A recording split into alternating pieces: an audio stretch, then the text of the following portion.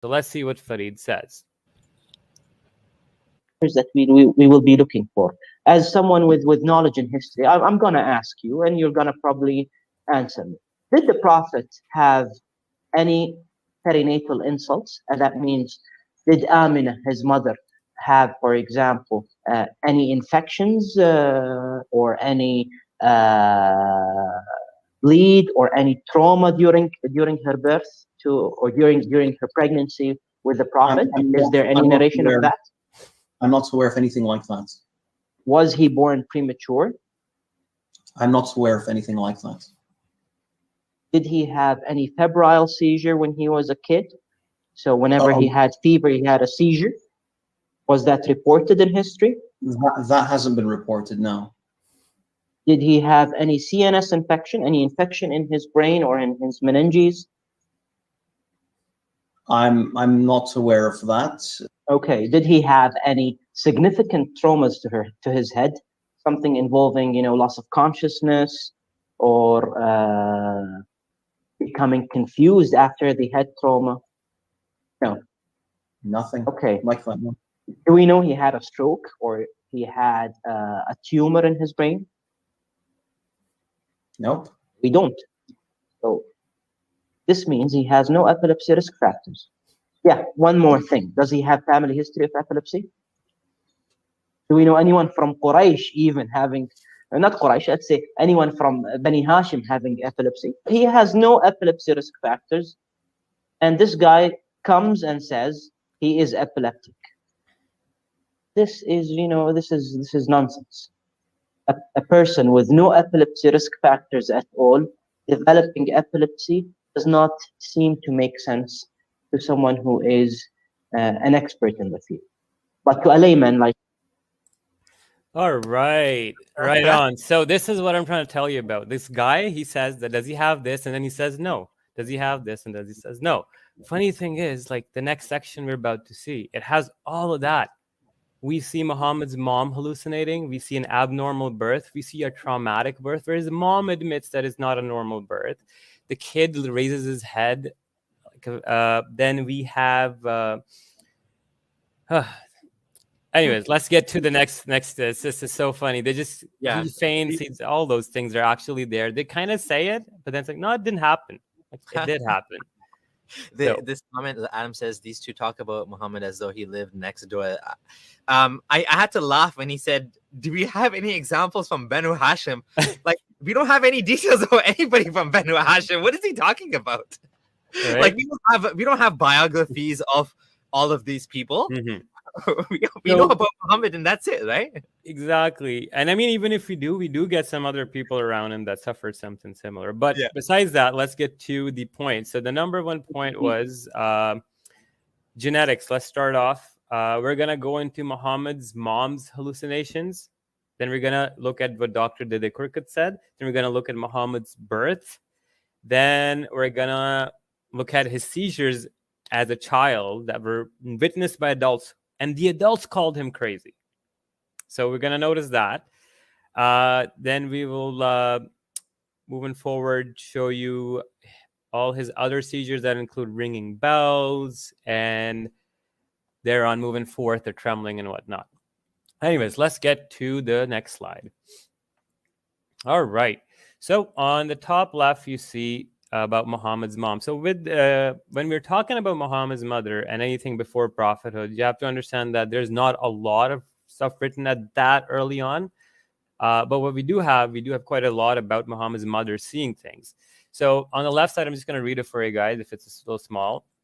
The prophet's mother, when she was about to give birth, nobody was with her.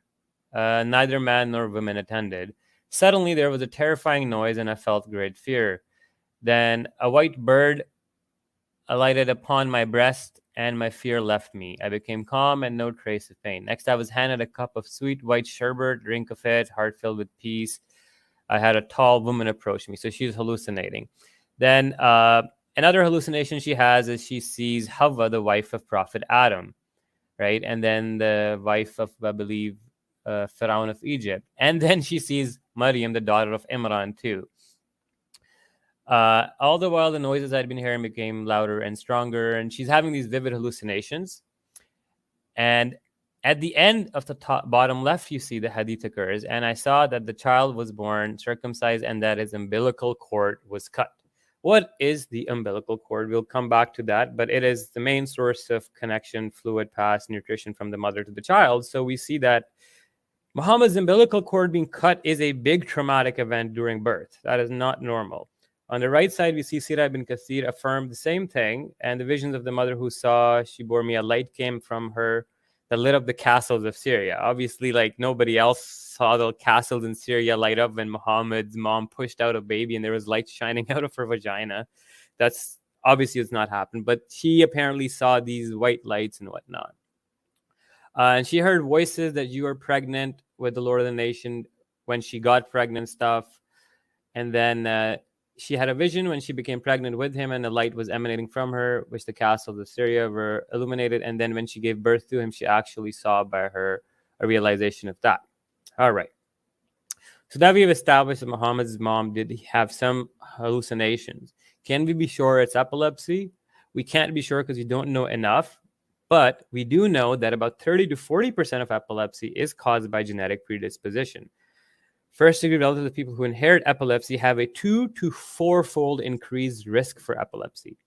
Muhammad's mother hallucinated before, during her pregnancy, and at the time of delivery. Could Muhammad have inherited epilepsy from her mother? We cannot be sure, but the evidence is interesting. Now let's move on to the next slide. Another thing, as they were mentioning about the infection. Now this was shocking when I did this, is on the left-hand side, you see again an account of Muhammad's mom giving birth. She used to say something which is very important. I did not feel as if I was pregnant, and I experienced no heaviness as other women do. This is a very interesting detail because that, being a father myself, and if you can talk to women, women clearly feel that they're pregnant most of the time. It's very rare that they don't. Okay, so this could be a reduced fetal movement, a light pregnancy, reduced fetal weight. We don't know exactly, but it's a very interesting detail. Except that my period stopped, and I had a vision when I was in a state between sleep and wakefulness that a visitor came and said, and then she has the hallucination. On the right side, from Ibn Kathir's Sirah, we see that he says that it was reported that measles and smallpox were seen for the first time in Arab lands that year. Also, that was the first year bitter plants were observed there. So when Abraha came with his army, he brought disease, pandemic, and plague. Back in the day, the plagues would travel slowly with armies and stuff because there was no planes flying around and stuff. He couldn't spread it that fast. So he brought this disease. The same year, there's an outbreak of measles and smallpox, which A, Muhammad's mom is pregnant, B, Muhammad is born. Now, let's go to the next slide. What we see here is we're reading a journal on the left side talking about this plague breakout in Mecca in 570 AD, and they mention Muhammad by name. So we see that it is evident that an epidemic of some sort, smallpox or measles, crippled the extremities during the siege of Mecca in 570. Fragmentary evidence supports smallpox. Later on they go, in the same year, an infant was born. The future prophet Muhammad, the child, and his mother may have been killed. And so blah, blah, blah. But now, if you turn on the right, and we can see the smallpox can cause high fever, convulsions, headache, fatigue, and long-term brain damage. Muhammad did, in fact, have multiple seizure-like episodes that were witnessed by his wet nurse that we are going to get to in a few moments. We also see a reference where it tells us that pregnant women are at an elevated risk of contracting the virus, leading to birth complications. So Muhammad's mom is pregnant during an epidemic. This is all speculative, but then we see the same year Muhammad's father died from a disease. We don't know the disease. He died in Medina. Could have been the same pandemic. Muhammad's mom was visiting Medina and she caught a disease there. On the way back, she died too. Does this indicate there indeed was a plague or epidemic in the area? Did Amina contract it during her pregnancy? Did Muhammad contract it as a newborn or as a child? Did this epidemic kill Muhammad's father? A bit speculative indeed, but very, very interesting. Now, we move on to something that is more important. And this is a detail that we see Muhammad's mom concur if we move on to the next slide. So just before we do that, Mhm. Farid is going to have to deal with all these points. Oh, and yeah. if he wants to address this issue, he needs to steel man us, not straw man, not pick the points that he likes, which are the weakest points that you're making. He needs to pick the strongest points, and he needs to explain these things away, right? If you want to debunk us, but debunk the strongest points. Let's see you do that, because I'd right. love to see him try. I don't see how he could possibly do that. All right. Now, this is very, very, very interesting. In the left side, we see a fatwa, and this is answered by Maulana Suhail Mutala, approved and checked by these 3 scholars, right? And it asked the question, is the following hadith authentic? As I was giving birth to him, I saw light come out from him. So Muhammad's mom's vagina is shooting out comets of white light, which is bizarre. It's not happening in real. She's just having this hallucination because she's probably going through a traumatic birth. So she's going through these hallucinatory experiences. Now it says, when I bore him, he did not come out as other newborns do. How classic is it that his own mother admits that Muhammad did not come out of me like other normal babies do? And this is recorded in 7th century. Now, what she tells us is even more interesting. She then tells us that he came out placing his hands with his head raised to the heavens. Funnily enough, we know that children, newborns, don't have the capacity or the neck muscle power to be raising their heads like this. Their necks are all over the place. They need support for a few months before they develop the muscles. How could you explain this? This happens during birth when we have something called facial or brow presentation. Now, normally when you're having a delivery, the chin is tucked in and the baby comes out. But as you can see on the right side, the face presentation causes the baby's face to go up, which causes its occipital to touch the neck back. That's how much flex that happens. This could be dangerous. It could cause a traumatic birth.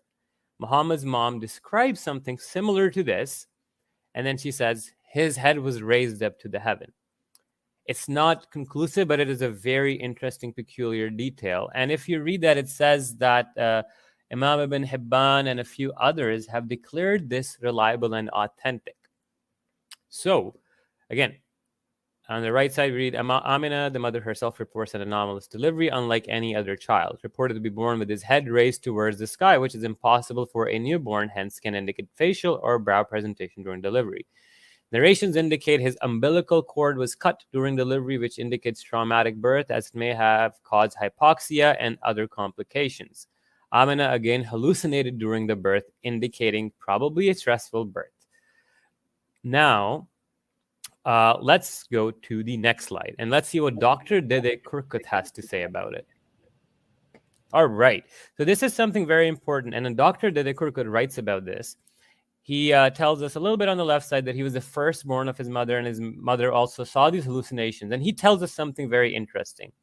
Between sleeping and waking, she used to experience being visited by spirits, which would imply that she was experiencing hypnopompic hallucinations. There's a specific word for her type of hallucination. Now, on the right side, he then describes another additional factor that we need to keep in mind, that he was a firstborn child. The average time of birth labor that a woman experiences to bring forth a first baby is about 13 hours. The average time for a subsequent child is about 6 hours. The physical problems for a firstborn child is that it must be squeezed through a birth canal that has never been expanded. And the resultant pressure on the firstborn baby is more than that for the latter children. As the baby is forced through the birth canal, its head may be molded by the pressure, resulting in the production of a sclerosis, tissue damage in the hippocampus, secondary to the herniation of the temporal lobe uncus. What happens is that the uncus is squeezed out of its normal position. Distortion damages brain tissue, and we get the point that it can lead to a scar that may later cause epilepsy. Studies have shown that many cases of complex partial seizures in children may have had their origin in lesions, i.e. damage happening at birth, as described in the case of Muhammad. Along being the firstborn, as causative agency as epilepsy is possible, it probably was not primary. Right.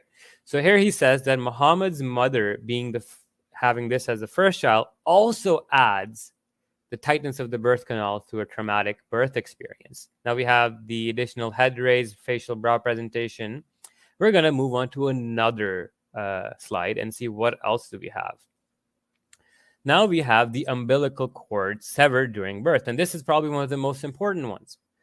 Umbilical cord is the connection between the mother and the fetus for the transfer of nutrients and everything else, oxygen and whatnot. If this gets cut, if this gets twisted, rolled around the neck, it's a big problem during birth.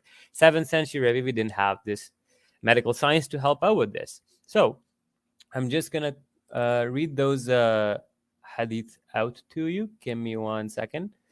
So on the left side, we see in the Sirah of Ibn Kathir, Messenger of God was born circumcised and with his umbilical cord severed. Okay. And then another narration, and then another narration, and then another narration. And then in the bottom, in the yellow highlight, it says, some authorities claim authenticity for this tradition for the lines of transmission, and some even claim it is mutawatir, and some debate it.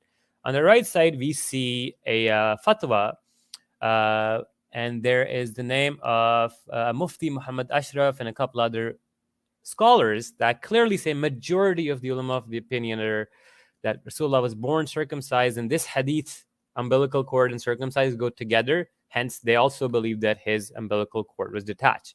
Now, I found a whole paper that is linked in the bottom, which you can go into, that goes into the detail of each chain, what each scholar said about this hadith, who said what, who said this. But that's beside the point. The point is we've established that there is, in fact, definitely evidence of some sorts that can be taken as valid that his umbilical cord was missing. This, again, is huge, huge, huge traumatic birth factor. It cannot be ignored. Let's go onwards. Now, the next thing we noticed was born circumcised. Funnily enough, born circumcised, there's a medical term for it called apostia. Apostia appears to be a result of endogamous cousin marriages. Apostia hinders normal development of male genitals. Muhammad commonly expressed his obsessive fear of urine. Was he hiding something? There are some weak hadith where he used to squat down and he stopped people from standing up and peeing. Muhammad's parents were, in fact, distant cousins. Most scholars claim authenticity for Muhammad being born circumcised, as we just showed before. Now, what you're seeing on the left-hand side is the paper talking about apostasy, and they did this analysis and whatnot, and they literally named Muhammad. Later, the Prophet Muhammad was said to have been born as naturally circumcised. However, certain studies have reported that the trait apostasy of a normal development of the urethra and glands is very rare. Okay? These, again, are there. I think this is written by Muslims as well. And yeah, they're mostly first cousins. So which also indicates that Muhammad might not have had the best of genetic makeups. Or the best genitalia. But anyway,